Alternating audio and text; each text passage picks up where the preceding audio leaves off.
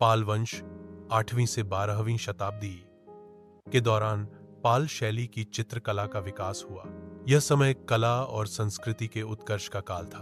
पाल शैली की चित्रकला भारत के पूर्वी क्षेत्र, विशेषकर बिहार और बंगाल में विकसित हुई। पाल शैली की चित्रकला में धार्मिक और लौकिक विषयों का चित्रण किया गया है। पाल शैली की चित्रकला ने भारतीय कला के विकास में महत्वपूर्ण योगदान दिया। पाल शैली की चित्रकला बौद्ध धर्म, विशेषकर महायान परंपरा से गहराई से प्रभावित थी। पाल शैली के चित्रों में बौद्ध देवताओं का चित्रण किया गया था। पाल शैली के चित्रों में बोधिसत्वों का चित्रण किया गया था। पाल शैली के चित्रों में तांत्रिक देवी देवताओं का चित्रण किया गया था। पाल शैली की चित्रकला में महायान और वज्रयान परंपरा का गहरा प्रभाव दिखता है। पाल शैली के चित्रों में बौद्ध धर्म के सिद्धांतों का कलात्मक प्रदर्शन होता है। पाल शैली की चित्रकला में ताड़पत्र और भोजपत्र का उपयोग होता था।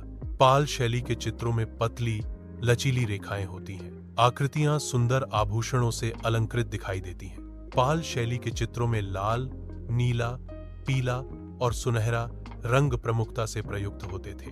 पाल शैली के चित्रों की विशेषताएं उन्हें विशिष्ट बनाती हैं। चित्रों में बौद्ध देवताओं का चित्रण होता था, जो शांति और आध्यात्मिक भाव से परिपूर्ण होते थे। बोधिसत्वों की आकृतियां गंभीरता और करुणा का प्रतीक होती थीं।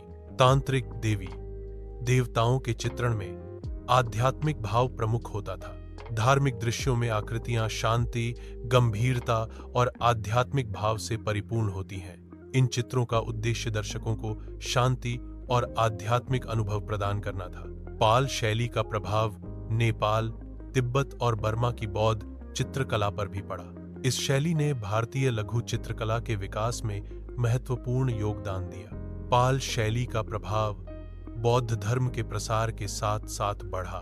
पाल शैली ने चित्रकला में नई तकनीकों और विषयों को प्रस्तुत किया।